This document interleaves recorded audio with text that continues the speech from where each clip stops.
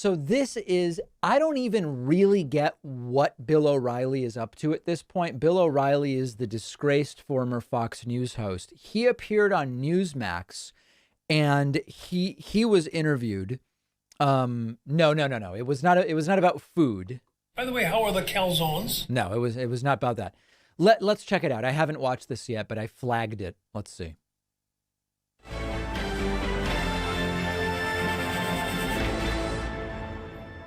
Why are so many people turning to Super Super Beats. Hold Beats on a crystals? second. Because Super Beats crystals. Crowd pushed into the Capitol. Here we go. This felt more like a protest that was getting out of control than an insurrection. It seemed like these Trump supporters were venting from a very frustrating election. So this is former Fox host Eric Balling. Actually, I think him and O'Reilly both were fired or resigned from Fox for alleged sexual harassment. Okay, let's continue. Whoops. Hold on a second. They sure did. There should never be violence. People went too far. People were hurt. A seemingly non-violent protester, Ashley Babbitt, was killed. Others, including Capitol Police, died from heart attacks.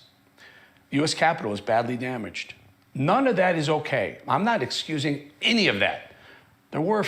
You kind of did when you said this was just their expression of frustration. That actually legitimizes it. Few who went too far. But here's the rub. The left took the events of January 6, 2020, and ran with a narrative that all conservatives were the same as these few bad actors. Who said that? I don't remember that being said at all. Inside the Capitol. Most of them weren't there. Most of them would never have done that day. And that is simply wrong. And the media knew what they were doing. They were painting all on the right with the same brush as the violent protesters inside the Capitol. Don't get me wrong. The violent... All right, let's go to the O'Reilly part here. ...about aired across the country on 200 local stations. But the bosses at the media company who owned the show got cold feet and pulled any right-leaning political content they were airing immediately, probably out of fear of ticking off their advertisers, I would suspect. But a silver lining to losing that show, here I am at Newsmax, and I'm thrilled to be here, truth be told. So, I'm not here to defend the few fools who turned a peaceful protest into a violent scene and where people died, but I will call out the hypocrisy on the left. These lefties in the media are the same people who called violent mobs of rioters and looters just a few months prior, specifically BLM and Antifa. These are the same leftists in the media who call that peaceful. Billions of dollars in damage. What is he talking 7 about? People ultimately died across the country, and America's main streets went from pleasant to perilous. And the hypocrisy goes deeper with these lefties. These people who are so quick to call January 6, 2020 an insurrection are the same people who looked the other way during the very violent riots in 2020. I don't see that at all. I mean, again, name someone specifically. My channel has been calling out all of the violence, no matter who is perpetuating it. 2016, just after the election of Donald J. Trump for president in D.C. Protesters dressed in black, some wearing masks, moved through downtown streets, setting fires. I mean, listen, I'm against this, obviously. Knocking down a free publication stand is different than breaching the Capitol. I'm against all of it. But who's saying that they're in favor of it? Bashing storefront windows, some fighting with police. Officers dressed in riot gear responded with pepper spray and stun grenades. In Oakland, officers in Portland, Oregon confronted thousands of protesters in what police called a riot. Some demonstrators smashed store windows. I mean, it's like even liberal mainstream CBS is reporting it as a riot. Whoever said that this stuff was right? Protesters faced off with police in other cities, too, including Oakland, Denver, and Minneapolis. In Boston, burning cars and smashed windows. A small group of protesters dressed in black, their faces covered, armed with hammers and bricks. Forgot about those, didn't you? So stop with your one-sided memory. Stop with your propaganda media spinning. So I guess this is dishonest and a whataboutist sort of perspective. Circles. Elections are hot button events. In 2016, the protests went too far. We just showed you that. Okay, In so let's get 2020, to the protests O'Reilly turned part, violent. if we can. Yet they demand that any mistake on the right, and certainly this was huge mistake, invading the Capitol. And anybody who thinks it wasn't doesn't really understand life, doesn't understand the United States, because when you do something like that in support of Donald Trump, you hurt Donald Trump. And so you're hurting your guy. When you break into the Capitol, you're hurting your cause. And so I say, what are you doing?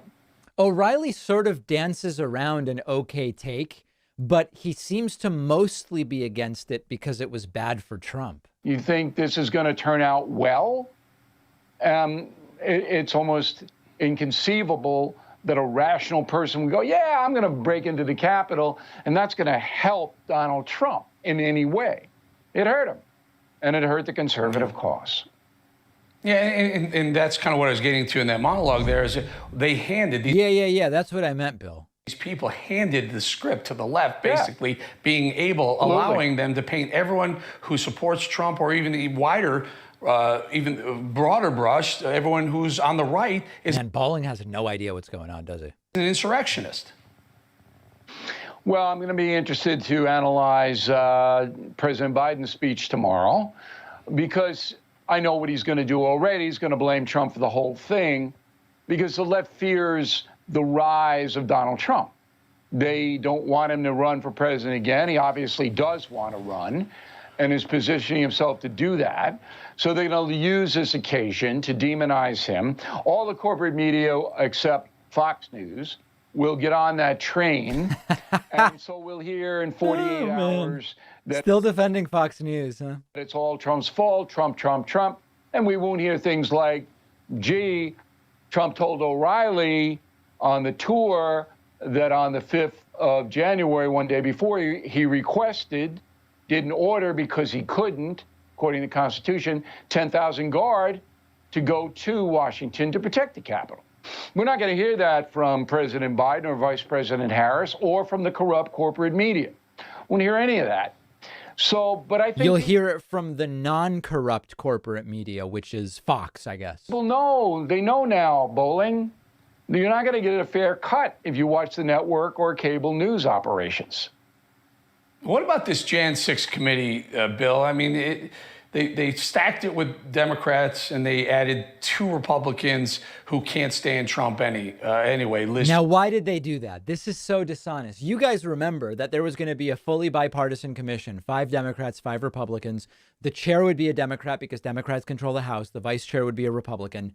And every subpoena would have to be signed off on by both the chair and vice chair. That was the plan. And then Republicans said, no, we're not going to do that unless you also investigate when Steve Scalise was shot and all this other stuff. That's how you ended up with what you ended up with, which is Liz Cheney and Kinzinger. And they're presenting it like that was the Democratic plan all along. It was not. Very, very dishonest. Cheney and Adam Kinzinger, both of them are anti-Trumpers anyway. They wouldn't put Jim Jordan on. They wouldn't put anyone who actually represents not... Jim Jordan was arguably a witness. Jordan had no business doing that. Not only Trump, but actually represents a conservative voice on the right. Yet somehow the American public is supposed to trust this committee. Why do we even give them any airtime or credence? I had Kash Patel on the No Spin News last night. That's my television operation. You want it, you go to BillO'Reilly.com.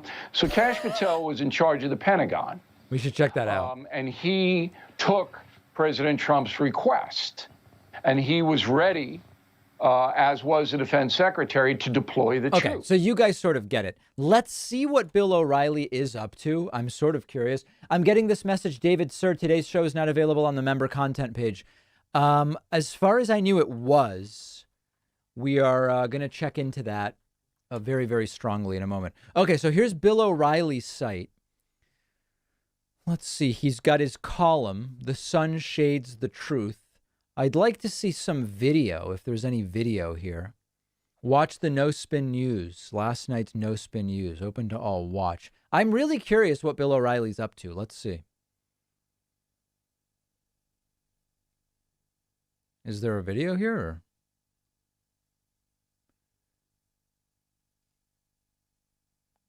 This is weird. No Spin News video. The media gears up. Okay. It feels like there should be a video right here, but there isn't. It's really strange, huh? Well, I don't know what to make of it. Maybe if I just disable the ad blocker, maybe the ad blocker's the problem. No. All right, well. I guess we can't watch it. That's too bad. I really wanted to see what he was up to. Today's message. Read. Listen. Watch free excerpts. Let's try that. All right, let's see what this one is. Ah, okay, here's a video. Let's see what he's up to. Oh, they even make it look sort of like Fox News.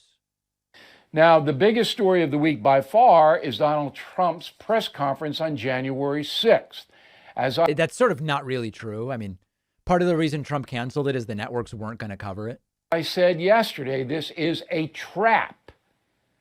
All right? The media is salivating.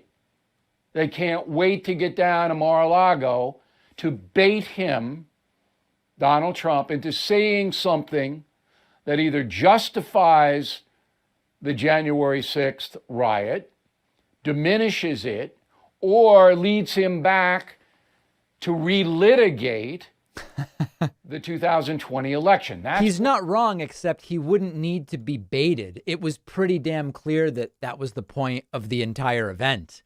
And it became clear that it's sort of like untenable. But he's not wrong in that that's what had happened. He just didn't need to be baited. What the media wants. If they get it, and they probably will, they'll blow Joe Biden off the radar scope for a month. This is a lifeline. I mean, again, he's not wrong that Trump might say something so horrifying if he did the press conference that it would take up a couple of news cycles. That's not true. It's conceivable Trump would say something that insane. To President Biden, who is faltering big time. So Donald Trump, and I think he's got to know it, if he gets into justifying the riot last January 6th, is going to not save Biden, but help him. Yes, true. Immeasurably.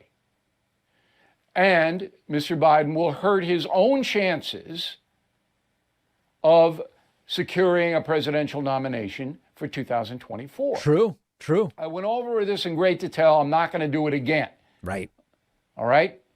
But the most important thing to understand is when Donald Trump says the election was a fraud, he has a perfect right to say that.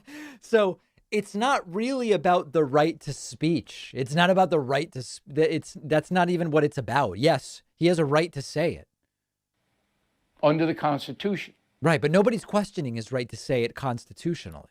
But he's speaking to the choir, the people who already will support him. The rest of America is dubious, word of the day, about that claim because no concrete evidence has been introduced in court. True. Which is what it would take. Now, if Mr. Trump concentrates on the Facebook guy, Mark Zuckerberg, right, then he's got something. Man, when your best shot is talking about Zuck, it's not seeming like it's a great time to do an event, you know? If that's what he does on Thursday, that could be a big win. Yeah. The lead editorial in a Wall Street Journal today is called Zuckerbucks. Oof. And by the way, is Zuckerbucks mildly anti-Semitic? Can people just, I mean, like, let's take it seriously. Nobody likes Mark Zuckerberg. I get it. But is Zuckerbucks a little maybe anti-Semitic? I'm trying to figure it out. Okay. All right. Let's continue. Zuckerberg did tilt this election in 2020 by donating more than $400 million to hire people to get out Biden votes. That's what it boils down to. Facebook also allowed a ton of anti-left fake news. So that's not even totally clear to me. Okay? And not get them out, go to the polls, get them out on the mail-ins. Right. And anything could have happened. If Donald Trump goes there where the media doesn't want to go and hammers that, he could come out on top. If he goes back to Giuliani and the others, that is going to hurt him. And if he justifies the riot, that'll be a catastrophe. Yeah. That's where we are.